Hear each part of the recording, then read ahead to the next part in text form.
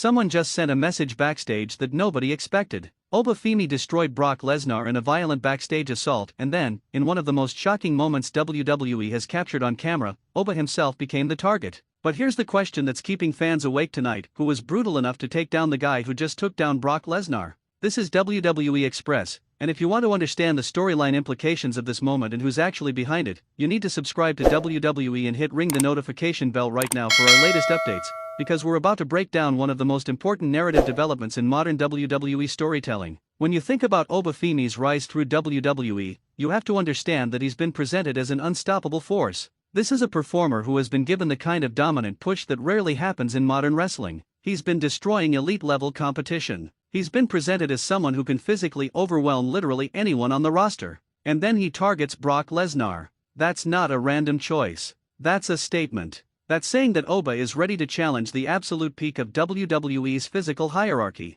The backstage attack on Lesnar is significant for multiple reasons. First, it establishes that Oba is willing to take confrontation beyond the ring. He's not waiting for matches. He's not following traditional protocols. He's going after threats with deliberate aggression. That's the behavior of someone who's either incredibly confident or incredibly desperate. And with someone like Oba, you have to believe it's confidence. This guy has been built to look unstoppable, and now he's proving it by physically dominating one of the most physically dominant performers in WWE history. But then comes the twist. Someone attacks Oba backstage. And this is where the storytelling gets absolutely fascinating, because whoever did this just made a statement that they're not intimidated by Oba's momentum. They're not concerned about his rising status. They're willing to put their hands on him, which means they're either at his level physically or they believe they have an advantage he doesn't anticipate. Now, let's explore who this could possibly be. The most obvious answer would be someone directly connected to Brock Lesnar. Is this Paul Heyman getting retribution? Is this someone from Lesnar's circle making sure that threats to Brock get handled? That would make perfect psychological sense. If Brock Lesnar has people around him who protect his interests, then an attack on Brock creates an obligation for response. But would those people go after Oba immediately? Would they be that direct? That's the kind of bold move that either shows incredible confidence or creates escalation that WWE might not want to deal with. Then there's the possibility that this is someone from within a faction. What if Oba's backstage assault on Brock was actually unauthorized? What if someone in his group decided that targeting Lesnar without consultation created problems they now need to solve? What if the attack on Oba is a form of internal discipline? That would be twisted, but it's the kind of character dynamics that make wrestling fascinating. It suggests that even within a unified group, there are hierarchies and rules that have to be respected. But the most intriguing possibility is that this is someone completely outside the expected narrative. What if this is a performer who's been quietly building momentum, waiting for the right moment to announce themselves as a threat? An attack on Oba Femi, the rising star everyone's focused on, would certainly get everyone's attention.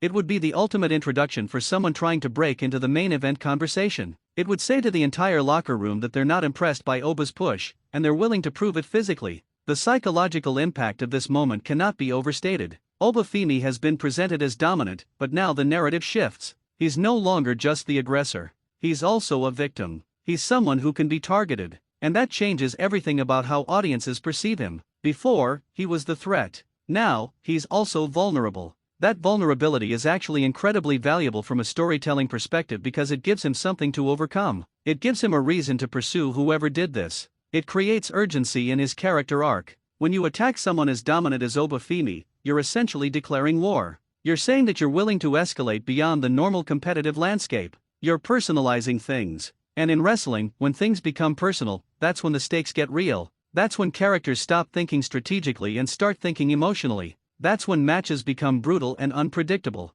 The fact that this happened backstage is also significant. This wasn't in front of an arena full of people. This wasn't for crowd reaction or visual drama. This was raw, personal, and contained to the backstage area where real relationships exist and real consequences play out. It suggests that whoever did this wanted to send a private message before sending any public message. They wanted Oba to know who they are, or at least to know that they're a threat, before the narrative even becomes public. Let's think about the timing of this from a booking perspective. Oba has been on an incredible rise. He's been destroying people. And now, right when he's at the peak of that momentum, he gets attacked. That's the kind of storytelling beat that either builds character resilience or breaks his push entirely. WWE will have to decide what this moment means for Oba's future. Does he come back stronger? Does he become obsessed with finding his attacker? Does this attack lead directly to a marquee match that defines the next chapter of his career? The mystery element is also crucial here. Because we don't know who did this, we're all speculating. We're all trying to piece together the narrative clues.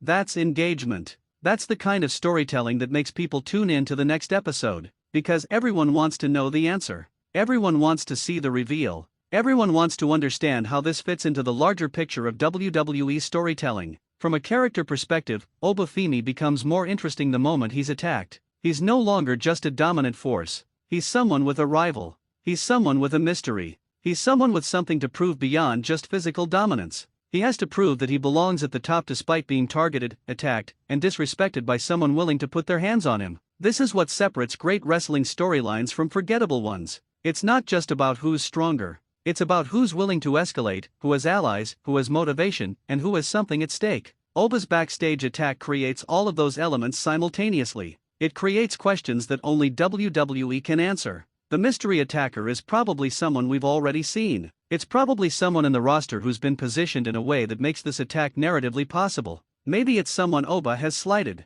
Maybe it's someone who feels threatened by his rise. Maybe it's someone testing whether Oba is actually as dominant as his push suggests. Regardless of who it is, the moment this person reveals themselves, WWE has a main event storyline ready to go. That's the brilliance of attacking Oba Femi after he attacks Brock Lesnar. You're creating a situation where multiple storylines are happening simultaneously. Oba's undefeated momentum is interrupted. Brock potentially has a reason to retaliate. And a mystery attacker has just announced themselves as someone dangerous enough to take down the rising star. Everyone's connected. Everyone's motivated. Everyone's got a reason to be involved in what comes next. If you're interested in understanding how WWE builds storylines, how they use mystery and character psychology to create engagement, and how they develop rising stars through conflict and adversity, then you need to be part of this conversation. WWE Express is where we break down the narrative logic of wrestling. We explain not just what's happening, but why it matters and where it's leading. Subscribe to WWE Express right now so you never miss our deep dives into character development, storyline psychology, and the real reasons why WWE books their biggest angles. Hit that subscribe button and ring the notification bell so you don't miss our latest updates. Check out our other videos on storyline analysis, character psychology, and the business of professional wrestling. WWE Express is your home for wrestling storytelling that goes deeper. Thanks for watching, and we'll see you next time.